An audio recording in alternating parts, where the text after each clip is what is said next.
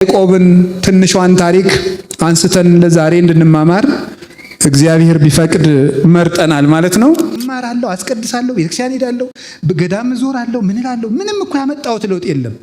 አንተ የምታውቀው ደግሞ አንዳንድ ሰው አሁን መመጻደቅ የጀመረው ምንድነው? ህዝቡ በስብከት አይለወጥም። እግዚአብሔር ከዚህ ትዕቢት ይሰውረን በእውነት። ስለዚህ ቅዱሳን ያለፈንም የሚመጣንም ዘመንን ማለፍም ይችላሉ፣ ዘመንን መቅደምም ይችላሉ። ወደ ሰማይም ማየት ይችላሉ፣ ወደ ምድርም ማየት ይችላሉ። ክርስቶስንም ለምድራዊ ሀብት ብቻ ተስፋ ካደረግነው ከሰው የባስን ምስኪኖች ነን ይላል ቅዱስ ጳውሎስ። እና አንዲት ሴትዮ ካላት ከድህነቷ በግ እያረደች ተማሪዎችን በዓመት ታበላለች፣ የክርስቶስ ደቀ መዛሙርት ስለሆነች። አንደኛዋ ደግሞ ባለ ሀብት ናት፣ ምንም አትሰጥም። እና ያችኛይቱ የኔታ ታመው ሰው አይለዩም ነበረ። ዛሬ አሁን ጠይቃቸዋቸው ዝራችሁ ትሄዱ ማነህ ነው የሚሉ። ያቺ ሴትዮ ያችኛዋ ሰላም ለኪ ስታስደግም ተማሪዎችን አብልታ እሷም ማብራ ጠጋለች። ደሞ አንቺ ምን አምጥተሽ ነው? በስመ አብ ወወልድ ወመንፈስ ቅዱስ አሐዱ አምላክ። በስመ አብ ወወልድ ወመንፈስ ቅዱስ አሐዱ አምላክ። በስመ አብ ወወልድ ወመንፈስ ቅዱስ አሐዱ አምላክ። ይትባረክ እግዚአብሔር አምላከ አበዊነ ቅዱሳን ዘሰባህ ምህረቶ ላዕሌነ። ይቅርታውንና ቸርነቱን በእኛ ላይ የገለጠ በቸርነቱ በሀብት ስቦ በረድኤት አቅርቦ በቅዱስ ቦታው ያቆመን የቸርነት አምላክ ጌታችን መድኃኒታችን ኢየሱስ ክርስቶስ በልቡናችን አስበን በአንደበታችን ተናግረን ስለማንፈጽመው ስለ ቸርነት ሥራው ሁሉ ከባሕሪ አባቱ ከአብ ከባሕሪ ሕይወቱ ከመንፈስ ቅዱስ ጋር አንድ ለምትሆን መንግሥቱ ክብር ምስጋና ይግባው። የእናታችን የቅድስት ድንግል ማርያም፣ የቅዱሳን መላእክት፣ የቅዱሳን ነቢያት፣ የቅዱሳን ሐዋርያት፣ የሰማዕታት፣ የጻድቃን ረድኤት አይለየን። ብፁዓን አበው ሊቃነ ጳጳሳት ቡራኪያችሁ ይድረሰን። የተወደዳችሁ ሊቃውንተ ቤተ ክርስቲያን፣ መምህራን፣ ካህናት፣ ዲያቆናት፣ የዚች ቅድስት ቤተ ክርስቲያን የካቴድራሉ አስተዳዳሪ፣ የተወደዳችሁ ምዕመናን፣ አንድ አምላክ በሚሆን በአብ በወልድ በመንፈስ ቅዱስ ስም እንደምን ዋላችሁ? እንደምን ሰነበታችሁ? እንደምን አመሻችሁ? ቸሮ አምላካችን ኢየሱስ ክርስቶስ ስለ ቸርነቱ ሁሉ ስሙ የተመሰገነ ይሁን። በመካከላችን ተገኝቶ እንዲያስተምረን ቅዱስ ፈቃዱ ይሁንልን። ማእዜኑም እገብር አንሰ ቤተ ለርእሴ፣ ለራሴ ቤት የምሰራ መቼ ነው በሚል ርዕስ እንማማራለን። እስኪ በሉ ለራሴ በሉ ቤት የምሰራ መቼ ነው? ሶስተኛ በሉ ለራሴ ቤት የሚሰራ መቼ ነው? ኦሪት ዘፍጥረት ምዕራፍ 30 ቁጥር 30 ላይ የምናገኘው ኃይለ ቃል ነው። ኦሪት ዘፍጥረት በቅዱስ መጽሐፍ ምዕራፍ 30 ቁጥር 30 ላይ የምናገኘው ኃይለ ቃል ነው። ቃሉን የጻፈልን ቅዱስ ሊቀ ነቢያት ሙሴ ነው። ከቅዱሳን ነቢያት አንዱ ነው።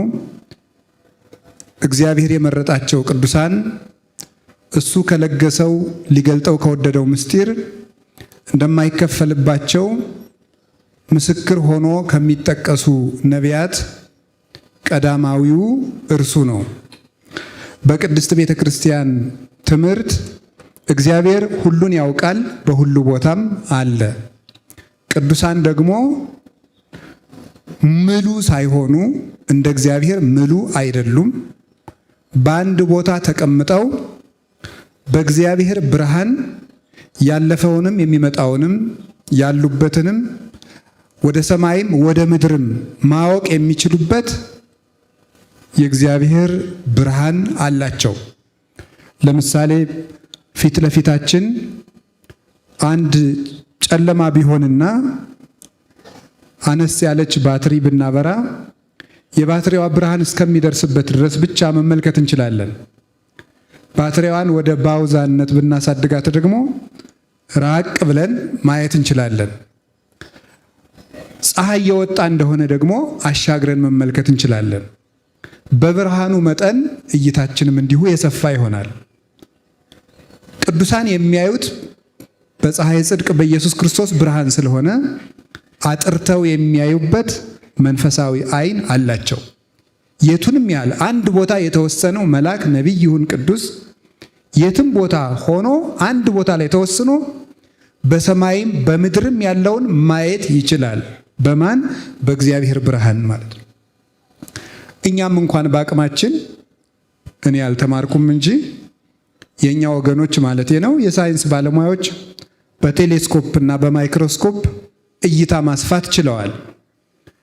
እግዚአብሔር የገጠመው መንፈሳዊ እግዚአብሔር የለገሰው መንፈሳዊ ብርሃንማ እንደምን አስፍቶ መመልከት አይቻለው።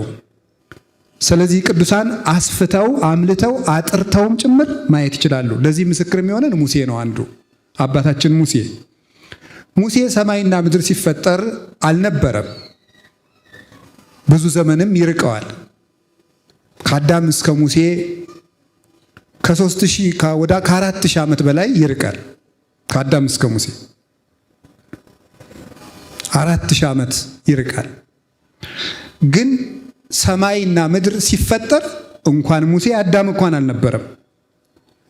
ግን ሰማይና ምድር እንዴት እንደተፈጠሩ ምድር አትታይም ነበር። በቀዳም እግዚአብሔር ገብረ ሰማይ ወምድረ፣ በመጀመሪያ እግዚአብሔር ሰማይና ምድርን ፈጠረ። ወምድር ሀለወት ራቃ፣ ምድር ግን ባዶ ነበረች አትታይም ነበረ።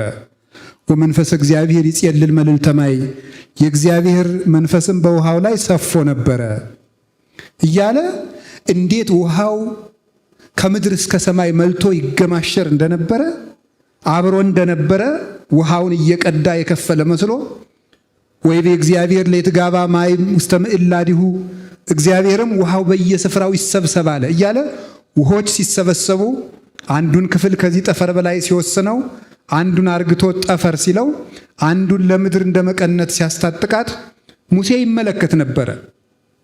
ከፀሐይ ላይ እንደዋለ ቅቤ ልህሉህ የነበረችው መሬት እግዚአብሔር በኃይሉ በቀዳማዊ ቃል ስልጣን አጽንቶ አብቂ ሲላት የሌላትን ከጉያዋ ያልነበረውን ዘር በማጭድ እንዲታጨድ፣ በመጥረቢያ እንዲቆረጥ፣ በጥፍር እንዲለቀም፣ የሚበላውን የሚጠጣውን እንድታበቅል፣ ባለጸጋ እንድትሆን እግዚአብሔር ሲያደርግ ሙሴ ከ4000 ዓመት በኋላ ዘመንን ተቀድሞ ያይ ነበረ። ዘመንን ተቀድሞ ፀሐይ፣ ጨረቃ፣ ከዋክብት በሰማይ ላይ ሲያበሩ ይሄ የምታዩት ሰማይ ጠፈር የሚባለው ብጽብጽ ውሃ ነበረ። ከውሃ ነው። ሰማይ ማለት በግዕዙ ስዕለ ማይ ማለት ነው ይላሉ ሊቃውንቱ። ስዕለ ማይ ማለት ከውሃ የተሰራ የተቀረጸ ማለት እና ውሃውን አርግቶ ነው እግዚአብሔር ጠፈር ያለው። ይህ ውሃ ሲረጋ ሙሴ ዘመንን ስቦ አቅርቦ ባይኑ ያየው ነበረ። ከዘመን በፊት የነበረውን ዘመን ሳይፈጠር አዳም ከእህቱም ምድር እግዚአብሔር ሲያበጃጀው የሕይወት እስትንፋስ እፍ ሲልበት በመልኩ ሲፈጠር አብ ወልድ መንፈስ ቅዱስ ትናንት በሌላት ቢጽ በማይገኝላት አንዲት በሆነች ምክራቸው እግዚአብሔር አለ ሰውን በምሳሌ እንፍጠር አለ ብሎ ሲመክር ይህንን ምክር ሙሴ ይሰማው ነበረ። እግዚአብሔር ሰውን በመልኬ ልፍጠር ብዬ ነበር ብሎ አለኝ ብሎ አይደለም የተረከ። እግዚአብሔር እንዲህ አለ ብሎ የእግዚአብሔር ምክር ከ4000 ዘመን በፊት በእግዚአብሔር ልብ የሚነገረውን ሙሴ ያይ ነበረ። ቅዱሳን አማልዱን ብንላቸው፣ ጸልዩልን ብንላቸው ከአንድ ቦታ ተቀምጠው ስንቱን ማየት ይችላሉ የሚሉን ሰዎች ቢኖሩ ለአንድ ቅዱስ እኔን ማየት ቁም ነገር አይደለም። ትልቁ ቁም ነገር እግዚአብሔርን ማየት ነው። ሰፍቶ መልቶ ያለውን እግዚአብሔርን ያዩታል። እግዚአብሔርን በረጅም ዙፋን ላይ አየሁት እያሉ ጽፈውልናል፣ አይተውታል። የዓይን መጨረሻም የእይታ ማረፊያም እግዚአብሔርን ማየት ነው። እስመ ዘባሃቤከ የአርፍ ነጽሮተ ኩሉ ነባበያን፣ የአይኳተያን የአመስጋኞች የመላእክትና የደቂቀ አዳም ዓይን ሁሉ አንተን ሲያይ ያርፋል ይላል። ዓይን የሚያርፈው መጨረሻ ላይ እግዚአብሔርን ሲያይ ብቻ ነው። ምንም ነገር ብታሳዩት አይናችሁ ሊያርፍላችሁ አይችልም። እግዚአብሔርን ሲያይ ግን ያርፋል። የሆድ ራቡ የሚጠግበው እግዚአብሔርን ሲመገብ ነው። ወእጸግብ በርዕየ ስብሐቲከ እግዚኦ፣ አቤቱ ገጸ ምሕረትህን በማየት እጠግባለሁ ይላል ቅዱስ ዳዊት። ገጸ ምሕረትህን አይቼ እጠግባለሁ፣ አንድነትህን ሶስትነትህን አይቼ እጠግባለሁ። ልብ እግዚአብሔርን አይታው አትጠግብም፣ ሰምታውም አትጠግብም። መላእክት እያመሰገኑ ሁልጊዜ ወይመስሎሙ ከመ ዘወድሰዎ መጠነ መንፈቀ መንፈቃ ለሰዓት እማበ ተፈጥረ ዓለም እስከ እኔሁ፣ ዓለም ከተፈጠረ ጀምሮ እስከ ዛሬ ድረስ አመስግነውት አንዷን ሰዓት ሩቧን ከሩብ ከፍለው የዚያችን ያህል እንኳን መላእክት ያመሰግኑት አይመስላቸውም። ዘያፈቶሙ ለመላእክት ከመ ያውጽዎ፣ መላእክትን እንዲያመሰግኑት የሚያስመኛቸው እርሱ ነው። ያላዩትን ሀገር ሊያዩት እንዲመኙ፣ መላእክት ግን ያዩትን እግዚአብሔር መልሰው ሊያዩት ይመኛሉ። ያመሰግኑትን እግዚአብሔር መልሰው ሊያመሰግኑት ይፈልጋሉ። እግዚአብሔር አያረጅም፣ እግዚአብሔር አይጠገብም፣ እግዚአብሔር አይለወጥም፣ እግዚአብሔር በቃኝ አይባልም፣ እግዚአብሔር አይሰለችም። እግዚአብሔር ሁልጊዜ ደስታ ነው። ደስታ ሁሉ ሲደርስበት ሐዘንን እያስከተለ ይሄዳል። እንዲያው የናፈቃችሁ ዘመድ መጥቶ ከቤት ደግሳችሁ ደስ ሲላችሁ ልብ ይሞላል። 3 ቀን ተጫውታችሁ በሉ ደህና ዋሉ እያሉ ሲሄዱ መልሶ ቤቱ ሐዘን ይመላበታል። የዚህ ዓለም ደስታ ሐዘን ተክቶ ነው የሚሄደው። እግዚአብሔር ግን ሐዘን ተክቶ የማያልፍ ዘላለማዊ ደስታ ነው። ፍስሐ ዘይቱ የዳዘ ወቱ የማይነጥፍ ደስታ ያለው። ስለዚህም እብለክሙ ተፈስሑ ዘልፈ በክርስቶስ፣ ስለዚህ እላችኋለሁ ዘወትር በክርስቶስ ደስ ይበላችሁ ይላል ቅዱስ ጳውሎስ። በክርስቶስ እንደ መደሰት ያለ ደስታ የለም።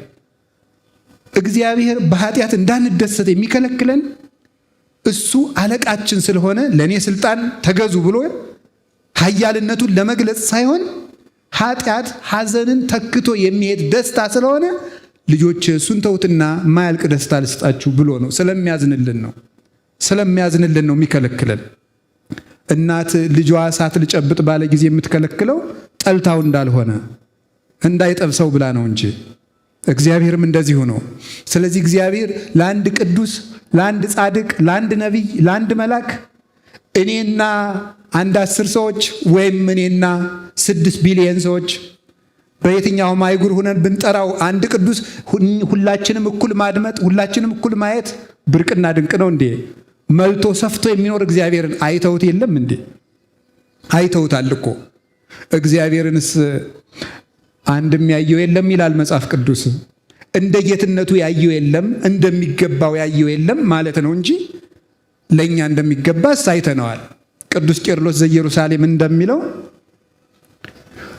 ከትልቅ አትክልት ቦታ ገብቶ መዓዛ አሽትቶ እንደመውጣት፣ ነገር ግን መዓዛውን ሁሉ ጨርሰ ነው እንደማንወጣ፣ ከወጣ ፀሐይ ወጥቶ ትንሽ ብርሃን እንደመሞቅ፣ ከጠለቀ ውቅያኖስ ሂዶ ትንሽ ጠብታ ለጥም ጠጥቶ እንደመርካት እግዚአብሔርን ለልጅነት ትንሽ እንማረዋለን ይላል።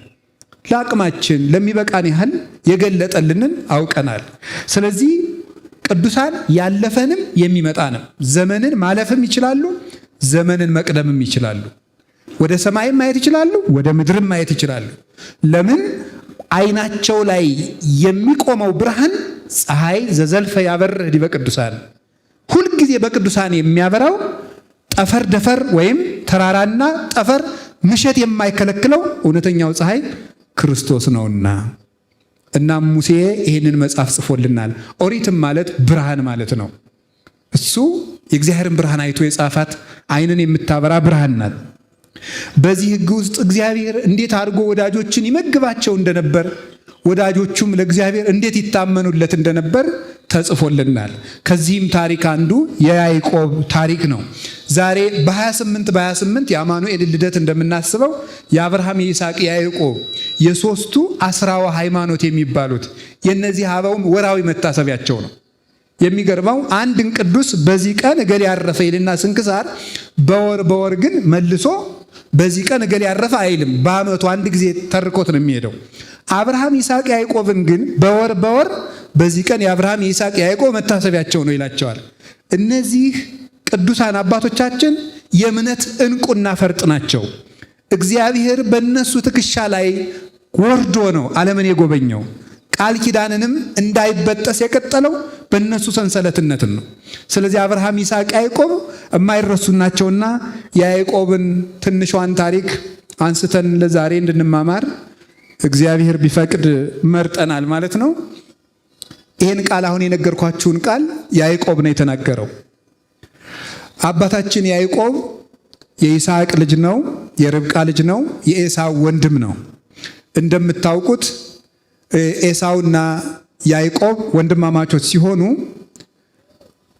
ያዕቆብ በእናቱ ይወደዳል፣ ኤሳው ደግሞ በአባቱ ይወደዳል።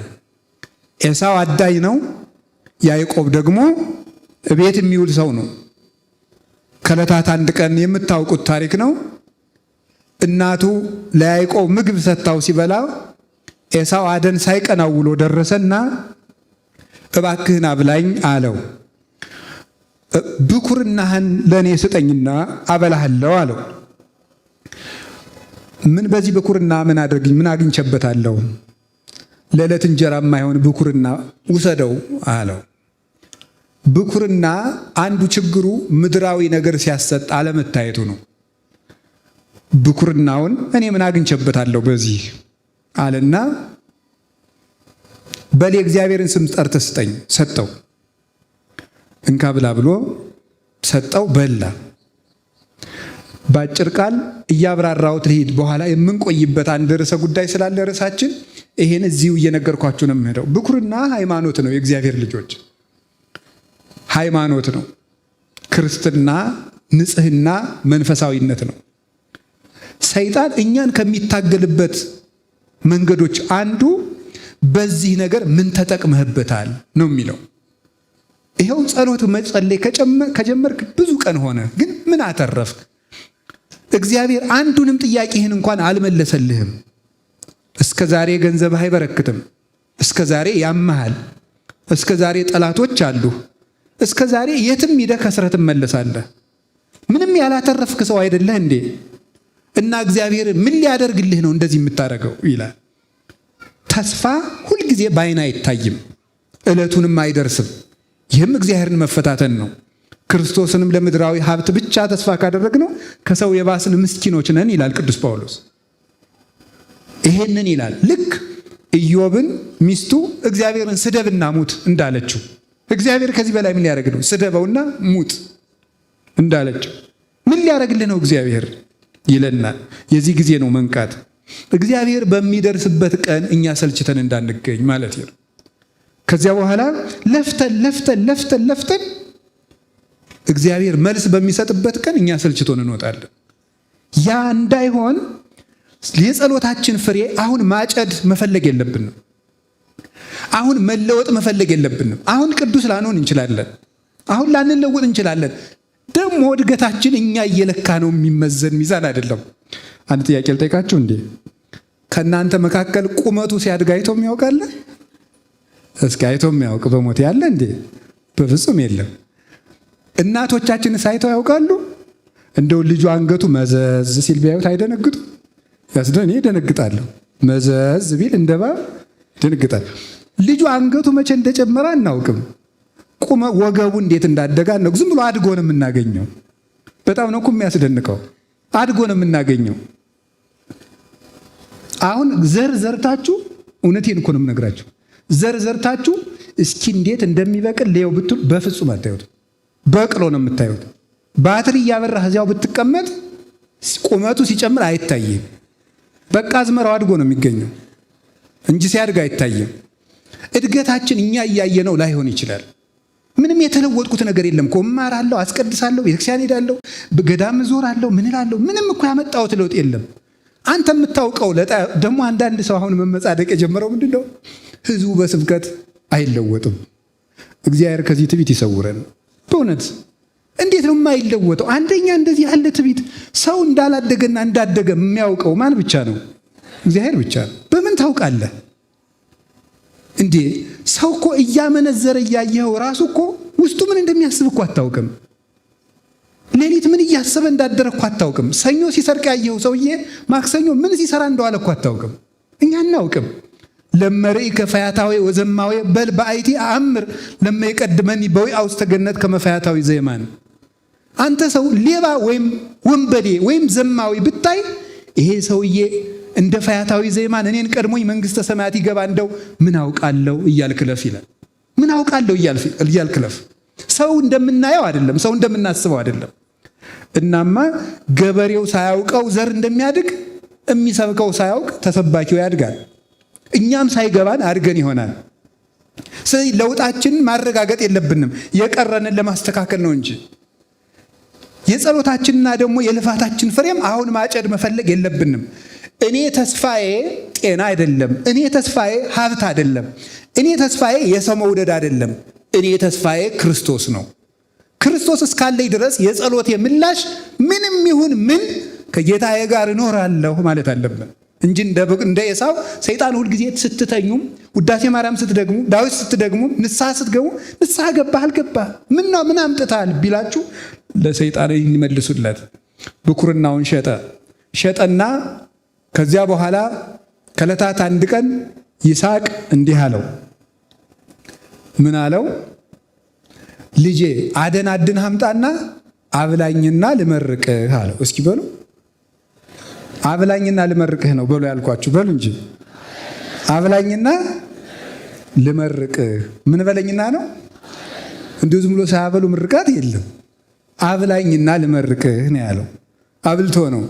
አንድ መምህር ነበሩ የኔታ ስማቸው ይቆየን እና በብልጣብልጥነት ገንዘብ እያላቸው ከሰው ተጠግተው በረከት ማፈስ የሚፈልጉ ሰዎች አሉ።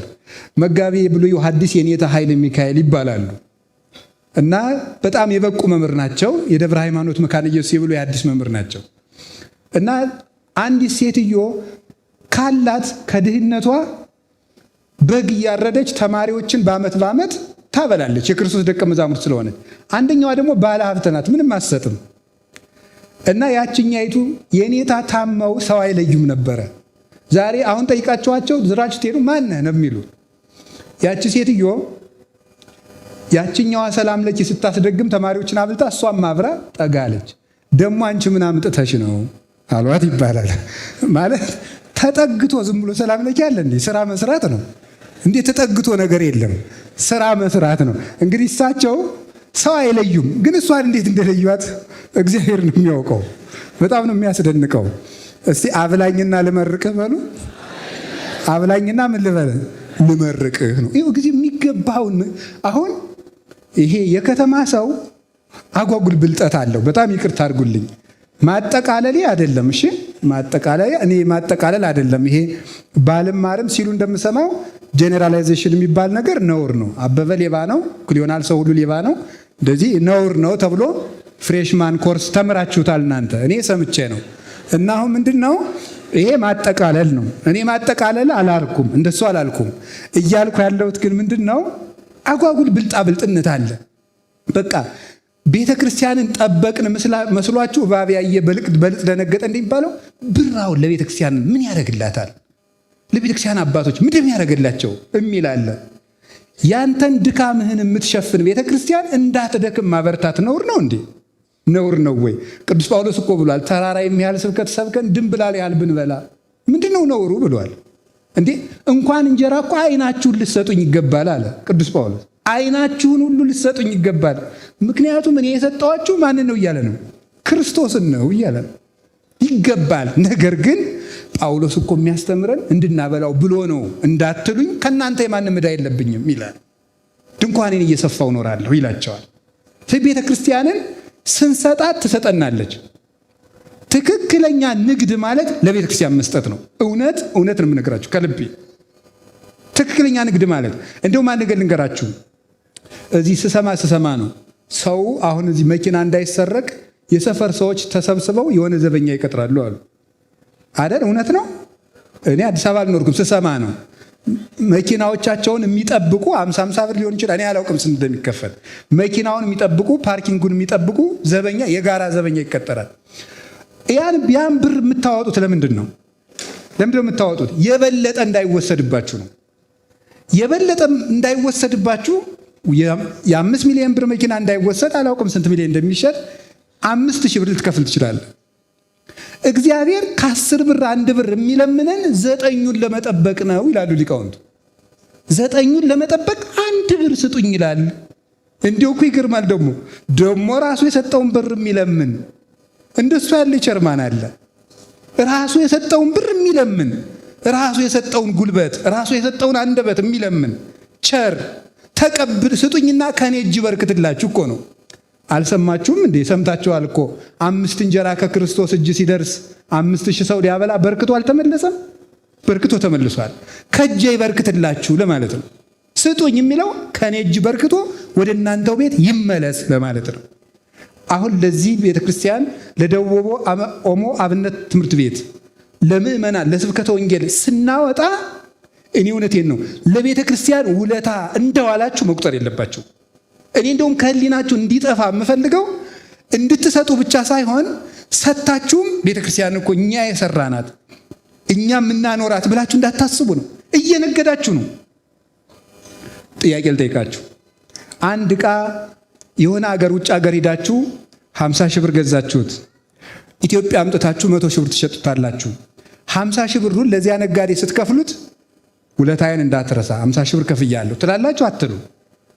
ትላላችሁ? ምእመናን ለምንድን ነው የማትሉት? ለራሳችሁ ትርፍ ስለሆነ። ለራሳችሁ ለመነገጃ ያወጣችሁትን ብር ውለታ አድርጋችሁ ለምን ትቆጥራላችሁ? ትርፉ ለራሳችሁ ነው። የምንሰጥም ለቤተ ክርስቲያን ስንሰጥ ራሳችን ለማትረፍ ነው። ጸሎትንም እንደዚያው ውሰዱት። እግዚአብሔር በቀን 1 ሰዓት ስጡኝ የሚለው 23 ሰዓት ባርኬ እንድሰጣችሁ ብሎ ነው።